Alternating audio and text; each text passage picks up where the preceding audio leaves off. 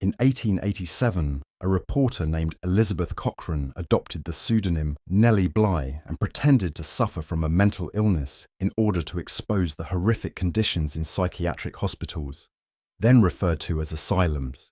In her renowned investigation, 10 Days in a Madhouse, she uncovered spoiled food, frigid showers, rampant rats, cruel staff, and patients who were often restrained. What she revealed was a common practice in mental health care for centuries, but her efforts sparked a movement for reform in the field. This struggle for change continued for many years. David Rosenhan's experiment with pseudo-patients. Nearly 100 years later, in 1975, American psychologist David Rosenhan released a study titled On Being Sane in Insane Places, which examined the very institutions meant to treat mental illness. His experiment began with a group of 8 mentally healthy individuals, including Rosenhan himself, who posed as patients and reported auditory hallucinations to gain admission. Once inside, these pseudo-patients discarded their fabricated symptoms and behaved normally, observing how long it would take for the staff to identify them as mentally fit. Similar to Cochrane, Rosenhan and his team discovered that while entering a mental health facility is relatively straightforward, exiting one is an entirely different challenge. The participants remained in the institution for an average of 19 days, with one individual staying for as long as 52 days. During their stay, they were compelled to take psychotropic medications, which they cleverly disposed of without taking. Eventually, they were released with a diagnosis of paranoid schizophrenia in remission. However, being labelled as in remission is not quite the same as being deemed mentally healthy, which was one of Rosenhan's key criticisms of the mental health system.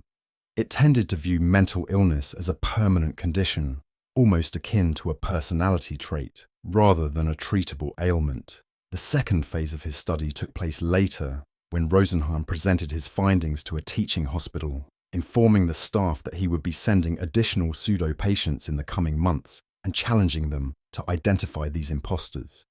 Interestingly, out of 193 new admissions, 41 were identified as likely or suspected pseudo-patients. The twist? Rosenhan had not actually sent anyone in. This led him to conclude that the process of diagnosing psychiatric disorders often said more about the circumstances surrounding the patients than about the patients themselves. For instance, a single report of hearing voices could attract a doctor's attention far more than weeks of typical behaviour. How do we classify psychological disorders? Understandably, his methods and conclusions face criticism, but his experiment sparked essential discussions such as how do we define, diagnose, and categorize mental disorders?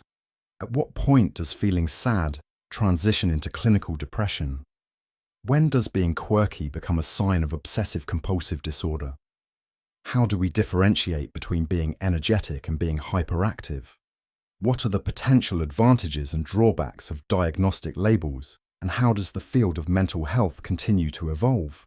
When most people think of psychology, they likely envision the various conditions it aims to comprehend, diagnose, and treat, specifically psychological disorders. These range from common issues that many of us may encounter throughout our lives to more severe dysfunctions that necessitate extensive intervention. Understanding these disorders is a fundamental aspect of psychology, and in the upcoming lessons, we will explore mental illness and wellness, examining how symptoms are assessed and what biological and environmental factors might influence them. However, before we delve into these concepts, it's essential to trace the evolution of our understanding of mental health and the development of a scientific approach to studying, discussing, and addressing it. Psychological disorders. In 2010, the World Health Organization reported that approximately 450 million individuals globally are affected by some form of mental or behavioral disorder. No community is spared from these issues. But when I mention psychological disorders, many of you might envision dramatic portrayals, like the notorious villains from Arkham Asylum, or Hollywood's exaggerated stereotypes of eccentric, frightening, or tragic characters. This reliance on one-dimensional representations contributes to the misconceptions and harmful stigma surrounding psychological disorders in our society. So, what does the term actually encompass? Mental health professionals define psychological disorders as patterns of thoughts, feelings, or behaviors that are deviant, distressful, and dysfunctional. This terminology includes some sensitive and complex words, so let's clarify their meanings, starting with deviant. In this context, deviant does not refer to actions that are morally questionable or risque.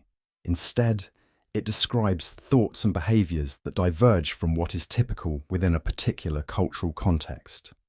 While being different can often be a source of strength, think of geniuses, Olympians, and visionaries, it's important to recognize that the criteria for what constitutes deviant behavior can vary significantly across cultures and situations. For instance, in a combat scenario, taking lives may be expected, while the act of murder would be considered deviant and criminal in peacetime. Similarly, in some cultures, communicating with spirits or ancestors is entirely acceptable, whereas in other contexts, like a crowded bar in Iowa City during happy hour, such behavior might be seen as inappropriate. Distress and dysfunction. For a behavior to be considered a disorder, it must lead to distress for the individual or those around them. Distress refers to a subjective feeling that something is fundamentally wrong.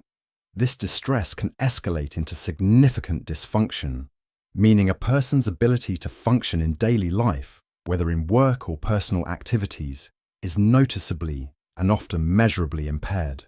This is the current understanding, but it took a considerable amount of time for the Western world to develop a scientific and investigative approach to psychological disorders. Medical model of psychological disorders. It wasn't until the 18th and 19th centuries that the idea began to emerge that mental health issues could stem from a sickness of the mind. For instance, by the 1800s, medical professionals recognized that advanced syphilis could lead to severe neurological issues such as dementia, irritability, and other mental health disorders.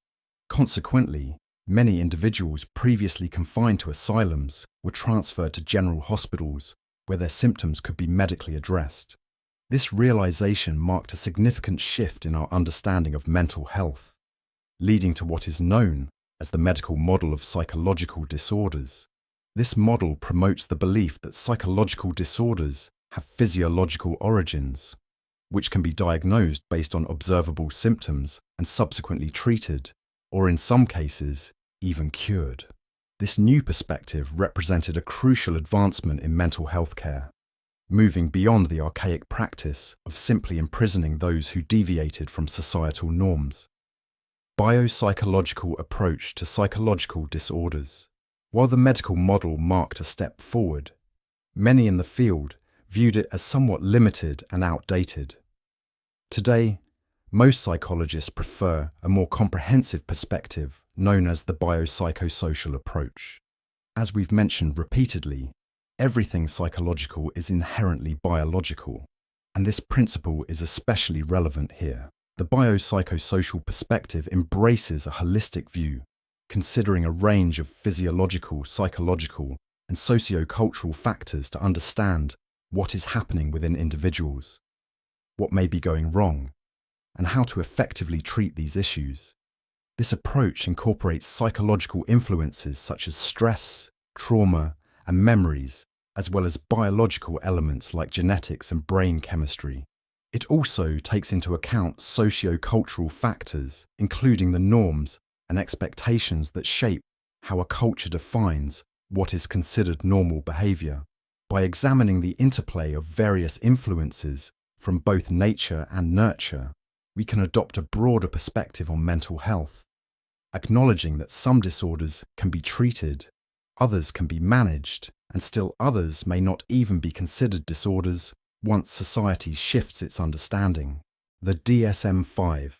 An essential aspect of addressing disorders with scientific rigor is the standardization and measurement of these conditions, how we discuss, diagnose, and treat them. To facilitate this, the field has developed a comprehensive manual known as the Diagnostic and Statistical Manual of Mental Disorders, or DSM-5, as it is currently in its 5th edition. This manual is widely used not only by clinicians but also by insurance companies, pharmaceutical firms, policymakers, and the legal system.